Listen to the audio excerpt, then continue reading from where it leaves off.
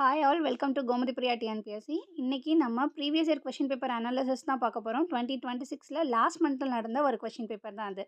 So இதில் என்ன question பாருங்கள், கோதாவரி சிஸ்டம் பற்றி எந்த ஸ்டேட்மெண்ட் கரெக்ட் ராங் அப்படின்னு கேட்டிருக்காங்க. இதோட ப்ரூஃப் பார்த்தீங்கன்னா நம்மளுடைய 10th ஜியாகிரஃபி லெசன் 1லேயே இருக்குது.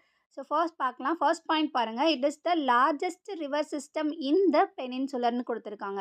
இந்திய தீபகற்பத்தில் இது நீண்ட ஆற்று அமைப்பை உடையதா அப்படின்னு கேட்டால் எஸ், இது கரெக்டானது. இதோட ப்ரூஃப் பாருங்கள்.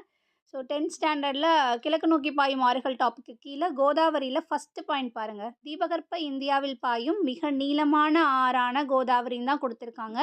1465 கிலோமீட்டர் நீளம் அப்படிங்கிறத ஆட் ஆன் பண்ணிக்கோங்க.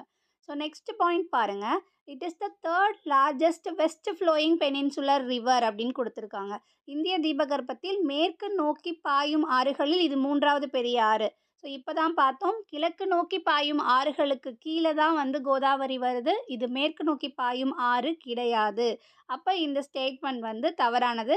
மேற்கு நோக்கி பாயும் ஆறுகள் உங்களுக்கு தெரிஞ்சது எல்லாமே கமெண்ட் பாக்ஸில் சொல்லுங்கள்.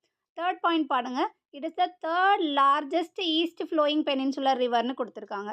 இந்திய தீபகற்பத்தில் கிழக்கு நோக்கி பாயும் ஆறுகளில் இது 3வது பெரிய ஆறு அப்படின்னு கொடுத்துருக்காங்க. இப்போ தான் பார்த்தோம், இருக்கிறதுலே இதான் நீளமான ஆறு அப்படிங்கிறத பார்த்தோம். கிழக்கு நோக்கி பாயுதான்னு கேட்டால் ஆமாம், கரெக்டு. ஆனால் 3வது பெரிய ஆறு என்ன அப்படின்னு பார்த்தீங்கன்னா காவேரி. அப்போ கிழக்கு நோக்கி பாயும் ஆறுகளோட ஆர்டர் பார்க்கும்போது மகாநதி, அதுக்கப்புறம் ஃபஸ்ட்டு கோதாவரி வரும், அதுக்கப்புறம் கிருஷ்ணா வரும், அதுக்கப்புறம் காவேரி. இதெல்லாமே கிழக்கு நோக்கி பாயும். இதில் லென்த்து பேஸ் பண்ணி வர்றது பார்த்தீங்க அப்படின்னா கோதாவரி, அதுக்கப்புறம் கிருஷ்ணா, ஸோ அதுக்கப்புறம் காவேரி. 3வது இடத்துல வரக்கூடியது காவேரி. அதே போல் வெஸ்ட் ஃப்ளோயிங் பெனின்சுலர் ரிவரை பொறுத்த வரைக்கும் அதில் லாங்கஸ்ட் என்ன அப்படின்னு பார்த்தீங்கன்னா நர்மதா. தேங்க்யூ.